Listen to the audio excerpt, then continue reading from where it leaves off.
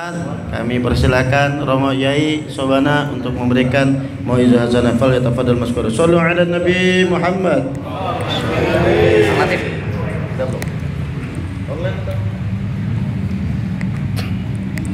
Izin Ustaz.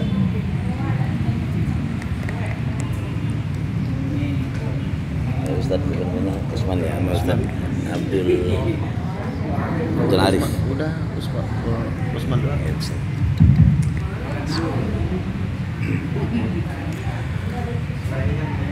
Assalamualaikum warahmatullahi wabarakatuh.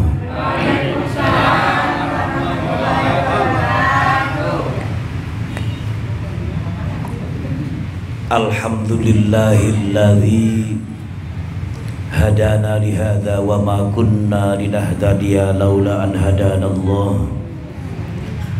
Asyhadu an la ilaha illallah wahdahu la syarika lah. Syahadata abdin lam yakhsha illallah. Wa asyhadu anna Muhammadan abduhu wa rasuluhu alladzi ikhtarahu Allah wastafah. Allahumma fasalli wa sallim ala sayyidina wa maulana Muhammadin al-hadi ila tariqil millah. Allahumma fasalli wa sallim wa ala alihi wa ashabihi wa man tabi'ahum bi ihsan ila yaumil qiyamah, amma ba'd. Subhanaka la ilma lana illa ma 'allamtana innaka antal alimul hakim. Rabbi shrah li sadri wa yassir li amri wahlul 'uqdatam min lisani yafqahu qawli. Hadratal mukarramin, para sepuh, para guru, bapak-bapak jamaah dan ibu-ibu yang alhamdulillah pada malam ini bisa kumpul bareng dalam rangka melaksanakan rutinitas aktivitas Lailatul Ijtima PRNU Mekarsari, yang insya Allah semuanya selalu dalam limpahan curahan nikmat dan karunia dari Allah Subhanahu wa Ta'ala. Amin. Semua yang saya hormati, bil khusus yang sama-sama kita hormati Akhil Karim Kang Ustadz Muhammad Suhal Fadli Al-Hitami Al-Aibi. Ada imam besar Ibnu Hajar Al-Hitami. Oh, itu masyhur itu. Nah, ini beda Al-Hitami. Ya, ibu-ibu mesti apal lagu Rita Sugiarto, lagu tahun 70-an, Hitam. Apal itu. Yang masih muda usianya nggak kenal lagu itu. Jadi yang kenal lagu itu pasti rambutnya udah ubanan itu udah.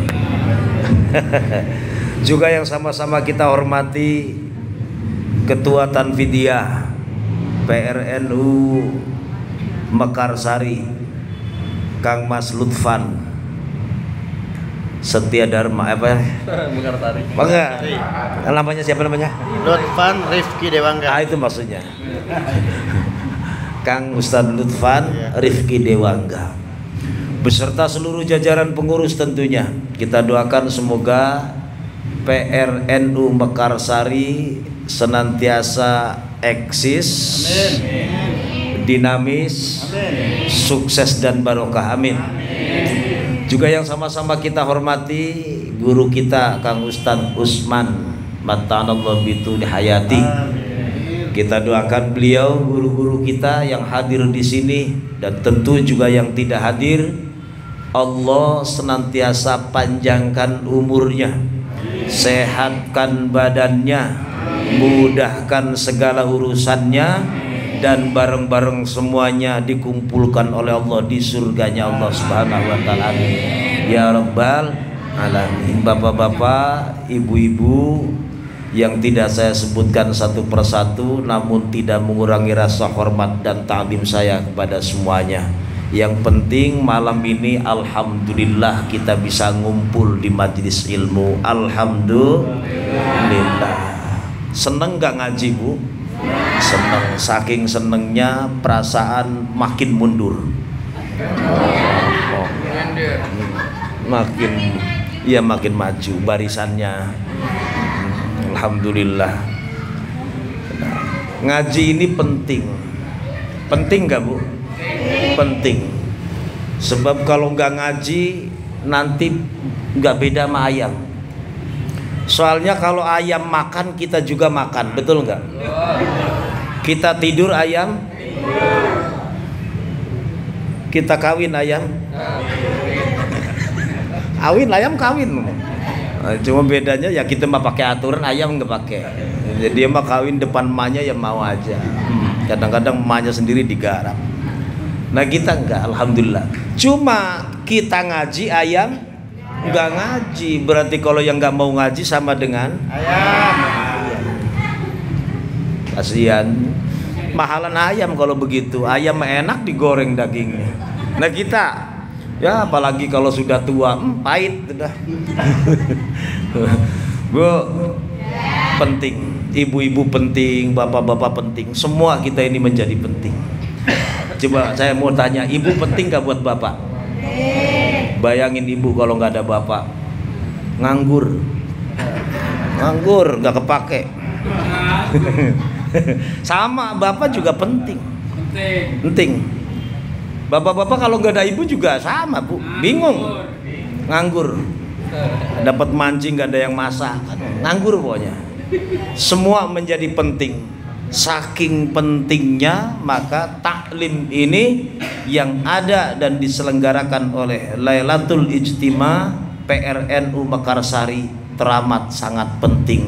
Tujuannya tidak lain fibtighai mardhatillah. Kita pengen mendapatkan ridho Allah melalui jaringan atau jalur thariqah yang namanya ilm, thalabul ilm, dan mudah-mudahan proses ini menjadi satu di antara rangkaian tujuan kita diakui menjadi santrinya Hadrati Syekh Hasyim Asy'ari. Amin ya Rabbal alamin. Ini penting judulnya.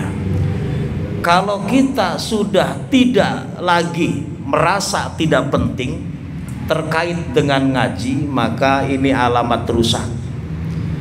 Kita tahu halal dan haram didapat dari ngaji. Kita ngerti benar dan salah didapat dari ngaji. Kita faham hak dan batil dapat dari ngaji. Betul kan, Bu? Berarti kalau sudah tidak ngaji, mata kita melek tapi buta, kuping kita nggak budeg tapi nggak denger. Betul gak, Bu? Lidah kita nggak gagu tapi bisu. Kenapa? Karena yang diucap, dilihat dan didengar semuanya bukan hasil dari ngaji. Yang terdengar cuma suara karaokean. Tawa. Dan ibu-ibu kalau mau nantang karaoke sama saya boleh. Wah, siapa takut, lu kalah semua, yakin dah. Tapi saya ngaji. Jadi waktunya ngaji ya ngaji. Waktunya karaoke sing penting ya tahu waktu. Saya nggak bolehin nyuruh karaoke, nggak begitu. Tapi saya nggak berani ngelarang, wong potongannya tukang nyanyi semua ini. Yang penting jangan lupa Allah. Itu yang penting. Waktunya sholat, waktunya tidur nemenin suami tidur, waktunya bikin kopi. Waktunya ke pasar. Siang masak sampai sore mandi, habis maghrib isya berangkat tayatul. Ini pada malam Sabtu penting, Bu. Jangan bablas, seneng terus, guyu terus, ketawa terus, sekali nangis nggak kira-kira. Jangan kelihatan happy terus, sekali susah hati-hati. Jangan kelihatan hidup terus. Emang nggak pernah berpikir mau mati? Mau mati nggak kira-kira? Mati. Balik lagi, ternyata ngaji ini penting supaya tahu, supaya jangan blong. Ibu kira-kira naik motor perlu rem nggak? Gas aja terus, nggak usah direm. Nyung sebdigot nih. Paham ya, Bu? Paham ya? Ini ngaji nggak ceramah. Ngaji, saya minta izin kepada guru kita karena itu Sohibul Mustahik tentang Nasoihul Libat itu beliau. Saya izin, guru, saya mau baca satu makalah. Saya bawa kitab, Bu. Ini pakai kitab. Jadi nggak ceramah kemana-mana, insya Allah. Cuma prolognya begini, ibu kalau punya kendaraan sudah ngebul, terus kadang-kadang mogok, sering didorong, pengen ganti nggak, Bu? Punya motor atu-atunya 15 tahun kredit baru lunas, ketenggor truk. Itu buat beli cabai ke pasar didorong. Kira-kira pengen ganti lagi nggak? Punya perabotan dapur, mangkok, baskom, apalah, wajan, seterusnya, perabot dapur yang sudah rusak, pengen ganti nggak? Pengen. Punya pakaian sudah ditambal kanan kiri, mau ditambal lagi, sudah tambalan yang ditambal itu. Kira-kira pengen ganti apa masih tetap itu? Ini rata-rata pengen ganti. Pertanyaan yang keempat ini, punya suami udah tua, ayo bilang ganti. Jangan, tetap setia, tetap mesti taat kepada suami, wajib taat. Nah ini kalau nggak ngaji nggak tahu. Lagi muda mah kelihatan setia, sudah tua udah tidur ya madem sono, madem sini nggak karu-karuan, udah baunya apak, Bu. Potongannya kan begitu. Sama ibu-ibu juga sudah 40 ke atas mah sudah nggak wangi lagi baunya. Tapi jangan dibuang kalau itu, jangan. Tetap rukun. Jangan dianggap oh buang nggak, ganti, jangan. Paham ya, Bu ya? Pentingnya ngaji. Qala al-musannifu rahimahullah ta'ala wa nafa'ana bihi wa bi'ulumi fid dharain amin. Amin.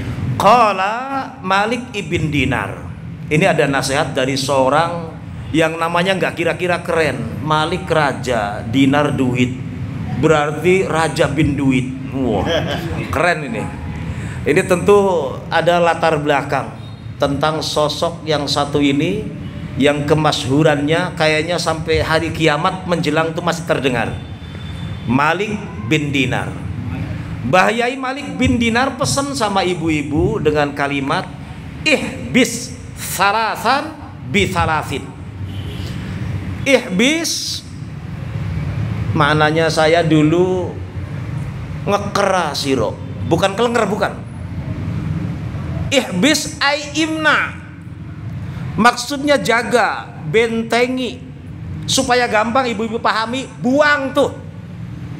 Salasan yang tiga, minal khisalil mazmumati, dari perilaku, perkara, urusan yang tercela. Jadi kalau ibu punya karakter, watak, sifat tiga yang tercela, buang. Kalau masih sayang jangan dibuang, udah masukin kresek dah, simpen. Jangan diaprak-aprak kemana-mana, dikerangkeng, diborgol, masukin kresek. Kalau masih sayang, ketoples saja ditutup. Kayak jin itu masukin botol dah. Tiga perkara yang tercela tahan. Kalau bisa buang. Kalau bahasa dibuang mesti ada gantinya dong. Ada, wong tadi motor yang brengsek itu ya brengsek, maaf. Yang sudah rusak saja.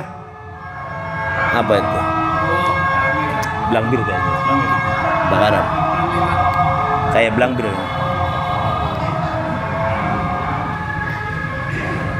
Lanjut ya, Bu. Ada yang udah ngantuk belum? Belum. Ini kalau udah ngantuk nih kopi ini. Ibu-ibu nggak dikasih kopi. Teh manis harusnya ya. Di sini nggak ada ibu-ibu ngerokok ya.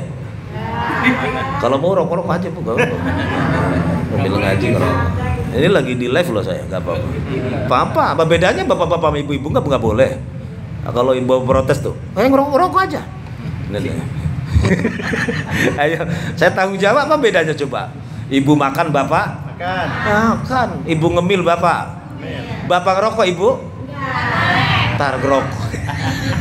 Saya kalau diprotes sama mamanya bocah, ngerokok dulu, ngerokok aja. Ayo bareng-bareng kita ngerokok, nggak mau dia digituin. Ya makanya jangan ngerokok Bu, jangan ngerokok, nanti nggak enak liatnya. Udah. Nah, alhamdulillah. Dan tahu begitu tuh, insya Allah kalau mau ngaji, udah biarin. Sama-sama pakaian juga. Nggak pantas kalau ibu pakaiannya pakai punya bapak, kan begitu. Tetap sama pakaian tapi tidak pantas. Jadi munasabahnya nggak pantas, muktadul halnya nggak pas. Jadi kalau bapak-bapak ngerokok jangan protes. Saya juga kalau pantas ngerokok, biarkan ibu-ibu cukup minum sama ngemil aja, sama selonjor. Yang penting jangan ngantuk. Balik lagi, buang perkara yang 3, ganti yang 3 yang baik. Supaya apa? Hatta takuna minal mu'minin. Targetnya supaya ibu-ibu sampai mendapatkan predikat mukmin yang kaifatat tasifa bihaqaiqil iman kal mu'minina shadiqin, supaya imannya kita, bapak, ibu termasuk saya, iman yang sampai ke tingkat imannya orang-orang yang betul-betul beriman. Amin ya rabbal alamin. Emang sekarang kita nggak iman, saya yakin ibu-ibu mukminat semuanya, amin. Ibu-ibu iman semuanya, amin.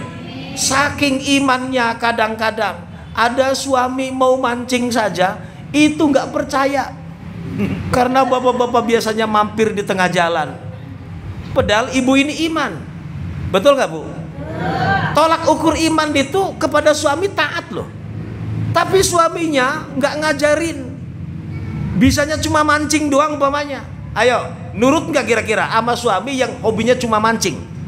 Nggak pernah negur istrinya ketika nggak sholat, nggak pernah negur ketika istrinya nggak mau ngaji, nggak pernah negur ketika istrinya nggak mau sowan ke orang tuanya. Pernah nggak diarahkan? Dek, Nduk, Neng, apa siapalah manggilnya? Sudah 3 bulan nggak ketemu orang tua. Padahal orang tuanya di sekitar sini, nggak di Jawa Timur, nggak di Madura, apalagi di luar negeri enggak. Sekitar sini masih sama-sama Bekasi. 3 bulan enggak ketemu. Pernah enggak suaminya nyuruh, sana masnya masih belum bisa, kamu saja sendiri sama dedeknya? Pernah enggak ada disuruh?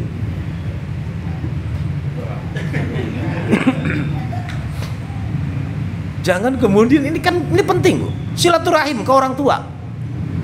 Betul, istri itu setelah menjadi istri seorang suami berbalik kewajibannya kepada suami. Tapi pada saat suami berlaku sebagai imam mesti bijaksana. Memang nggak boleh istri keloyong begitu saja, nggak bisa. Tapi suami yang bijak akan mempersilahkan istrinya sowan ke orang tuanya. Pernah disuruh? Pernah, saya yakin pernah lah. Mungkin lupa. Pernah disuruh ngaji ke LI sama bapaknya, yang bapaknya masih kerja atau masih dagang atau masih narik mobil atau masih jaga toko atau masih dari satpam. Pernah nggak? Pernah disuruh bareng berjamaah sama suaminya. Pernah disuruh terus ngisi kencelengan yang dikelilingin oleh ranting. Ini deh, ini penting, penting. Balik lagi, hatta takuna minal mu'minin. Buang 3 sifat yang tercela, ganti dengan 3 sifat yang terpuji, agar kita sampai mendapatkan predikat iman yang maksimal. Insya mana yang 3? Yang pertama, al-kibru bitawadhu'i. Boleh baca al-kibru, boleh baca al-kibro. Kalau baca al-kibro menjadi badal dari salasan. Kalau baca al-kibru ini menjadi istinab dari mubtada yang dibuang. Udah ibu-ibu gak usah dengerin begitulah. Mana yang pertama? Al-kibru, buang tuh sifat sombong. Digantinya pakai apa? Bitawadhu'i, dengan sikap, sifat, karakter, watak tawadu. Bu, yang pertama sombong diganti tawadu. Tawadu itu bukan tahu warna duit, bukan. Tawadu apa Bu? Tahu warna duit. Nah, rendah hati. Ada yang bilang tawadu itu andam asor. Ada yang bilang DP-DP ini tawadu. Sombong ganti dengan tawadu. Gambaran sombong. Supaya pengen tahu nih bahwa kita ini sombong atau enggak, ibu jawab pertanyaan saya. Ada enggak di sekitar kita orang yang lebih baik dari kita? Jawab kompak.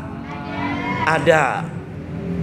Pertanyaan kedua, ada enggak di sekitar kita, entah anak kita, entah suami kita, entah tetangga kita, entah mertua, yang ini mah kita nggak ngomongin siapa-siapa.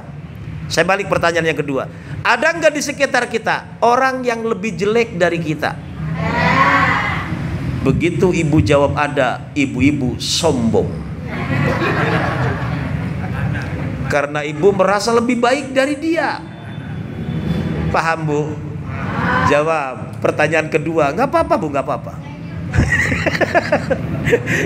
Nah, pokoknya nggak apa-apa, jawab aja nanti. Iya. Ada nggak orang yang lebih buruk sifatnya, lebih jelek perangainya, mungkin lebih tidak rajin ibadahnya? Artinya yang lebih buruk dari kita ada nggak? Jawab. Begitu ibu jawab ada, berarti sombong. Iya, saya paham maksudnya ibu, bukan itu maksudnya. Artinya jangan pernah kita merasa lebih baik dari orang. Melihat orang tua, sekalipun orang tua itu lemah, mungkin tidak ada kontribusinya di lingkungan kita, jangan pernah berpikir orang tua itu tidak lebih baik dari kita. Cara pandang kita, dia umurnya lebih tua, boleh jadi ibadahnya lebih banyak dari kita. Lihat anak kecil, jangan pandang kecilnya. Lihat dari sisi dia belum punya dosa, saya mah sudah banyak dosanya. Lihat tukang maksiat, jangan pandang mereka tukang maksiat, tapi dilihat dari sisi yang lain. Boleh jadi hari ini dia durhaka, besok lusa menjelang ajalnya dia tobat. Lihat non muslim, jangan lihat kafirnya, tapi dilihat bahwa dia dalam manusia, tetap dalam kendali Allah. Boleh jadi detik akhirnya dia masuk Islam, bersahadat, bersihlah dia. Belum tentu kita. Jadi tidak ada orang yang lebih baik dari kita. Ternyata kita tidak lebih baik dari orang. Jangan sombong. Satu, kesana arahnya maksudnya bu. Tempatkan orang lain lebih baik dari kita. Bukan berarti, bukan salah paham. Jangan salah paham. Pahamnya bu ya. Al-kibru. Jadi kalau ngelihat suami kita itu rendah hati. Sebab surganya ibu itu ada dalam taatnya kepada suami.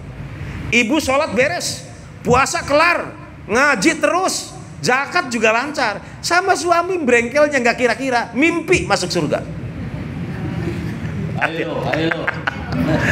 Balas bu, nggak masalah, dibalas bu. Ngaji, sedekah, sholat, istrinya nggak ngaji didiemin, istrinya nggak sholat didiemin, istrinya jalan-jalan kemana baik biarin aja. Kewajibannya padahal suami meliputi tentang ibadah, dibiarin. Mau soleh sendirian, mau masuk surga nggak jadi gara-gara mendiamkan istrinya. Sama. Paham bu? Jangan sombong. Satu, kita terus saling menasihati dengan sesama. Bu, itu yang pertama. Yang kedua, buru-buru sebenarnya banyak sekali gambarannya. Yang kedua, wal hirsu bil qanaah, buang sifat tamak, serakah alias rakus, diganti dengan qanaah. Apa sih qanaah? Nrimo opuanane, menerima apa adanya. Tapi bukan berarti pengen miskin, bukan. Pokoknya adanya mobil Alfa, ya alhamdulillah. Ya, makan pakai sate, sop, ya sudah alhamdulillah. Secukupnya sajalah. Jadi jangan direpot-repot. Bu, buang sifat rakus, ganti dengan qanaah. Untuk menggambarkan rakus, saya pakai analogi. Ibu makan sudah cukup, pakaian koleksinya banyak, duit sampai di bawah bantal. Umpama nih, ibu denger ada yang bagi-bagi di sono 100 ribuan, masih pengen dibagi nggak bu? rakus. Rakus tuh begitu tuh. Duit mah banyak, udah duit banyak, kondangan juga udah semuanya, jalan-jalan udah kelar urusannya. Tapi ada yang bagi di bank 50 ribuan. Gak tahu serangan apa tuh, nggak ngerti saya. Masih nggak pengen dibagi? Oh iya, kalau masih pengen, apa coba kira-kira namanya? Nah itu, ganti dengan sifat qanaah. Paham ya Bu ya? Laisal ghina an kathratil arad, walakinnal ghina ghinan nafs. Kata Rasulullah, bukan kekayaan itu bukan karena numpuknya harta, tapi kekayaan itu ternyata adanya di tenang, punya duit pas-pasan, yang penting masih bisa nyanyi, masih bisa guyu, masih bisa ngopi, masih bisa ngobrol. Betul gak Bu? Masih bisa nyapa yang lewat, masih bisa melemparkan senyum manis terhadap sesamanya. Lu banyak duit, jalannya susah, mau? Banyak duit, pengen menggol aja susah, pengen neok susah, mau begitu? Nggak mau. Jadi mendingan banyak duit tapi sakit, mendingan gak punya duit tapi sehat. Sehat banyak duit. Sehat banyak duit. Oh, nggak milih namanya. Nggak milih namanya itu namanya. Yang terakhir. Yang pertama saya ulangi supaya jangan lupa. Ganti sombong dengan tawadu. Yang kedua ganti rakus tamak dengan tawadu. Yang ketiga dengan qanaah. Dengan qanaah. Yang ketiga wal hasadu bin nasihah, ganti sifat hasad dengan nasihat. Bu, sifat hasad bagus nggak? Kalau ibu punya ya hasud, bener. Sifat hasud bagus nggak? Perlu disimpan apa dibuang? Disimpan. Maksud disimpan tuh nggak dipakai, maksud saya paham maksudnya. Dibuang apa dilakukan? Dibuang. Buang sifat hasud, ganti dengan nasihat. Apa sih hasud? Hasud itu berharap hilangnya nikmat dari orang lain. Makanya ibu-ibu kalau punya nikmat jangan ceritain semuanya. Ini keterangannya jelas Bu. Nggak perlu menceritakan nikmat itu semua-muanya. Yang dirasakan, yang dilihat, yang diraba, diceritain semuanya. Ceritanya sama orang yang susah. Contoh. Alhamdulillah anak saya mah prestasi dapat beasiswa, nggak ongkosan sama sekali, luar biasa anak saya mah, pokoknya lah nilainya mantep. Ngobrolnya di depan orang yang anaknya nggak naik kelas, kira-kira perasaannya gimana? Ini kalau ngomong jangan begitu ya. Alhamdulillah suami saya naik pangkat, gajinya banyak, semuanya kebeli. Ngomongnya sama ibu-ibu yang suaminya nganggur, ayo perasaan gimana? Ini betul kelihatannya tahadduts bin nikmah, tapi nggak begitu caranya. Ingat, di balik nikmat ada hasad, dan sifat hasad itu memang perlu dibuang. Tapi yang menceritakan nikmat juga mesti tahu diri. Kalau punya banyak rezeki jangan cerita doang, ajakin ke saung rambutan tuh, ajakin tuh ke saung wulan, ajakin ke Kirala tuh. Oh waduh, saya promosi ini kalau ini mah. Kalau baca mau Ustadz gue bayar mahal mas saya. Maksud saya enggak, itunya bukan. Jangan cerita doang, ajakin makan. Pulangnya kasih duit. Senang nggak kira-kira? Bukan cerita doang panjang lebar, masya Allah, nggak ngapa-ngapain, sedih Bu. Paham maksudnya? Buang hasad. Judulnya kitanya itu mah. Yang cerita tuh sombongnya berarti tadi tuh. Nah kita hasadnya tetap kita perlu dibuang. Paham ya Bu ya? Ada hadis Rasulullah, iyyakum wal hasada, fa innal hasada ya'kulul hasanati kama ta'kulun narul khataba. Bu, takutlah terhadap hasud. Makanya harus dibuang. Karena sesungguhnya hasud itu akan melumat kebaikan. Laksana kayu bakar sanggup menghabisi, laksana api sanggup melumat membakar kayu bakar. Naudzu, mudah-mudahan semuanya yang tadinya watak kita ini sombong bisa diganti dengan tawadu, amin. Yang tadinya rakus menjadi qanaah, amin. Yang tadinya hasud menjadi nasihat, amin. Yang tadinya malas ngaji di LI menjadi semangat ngaji di LI, amin. ya rabbal alamin. Assalamualaikum warahmatullahi wabarakatuh. Assalamualaikum warahmatullahi wabarakatuh. Alhamdulillah, begitu dalam hikmah yang beliau sampaikan mengutip di kitab Nasha'ihul Ibad.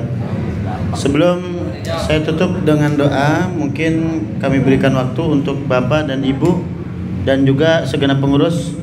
Ada yang ingin bertanya seputar materi pada malam hari ini atau seputar pribadi atau curhat dan lain sebagainya. Silakan.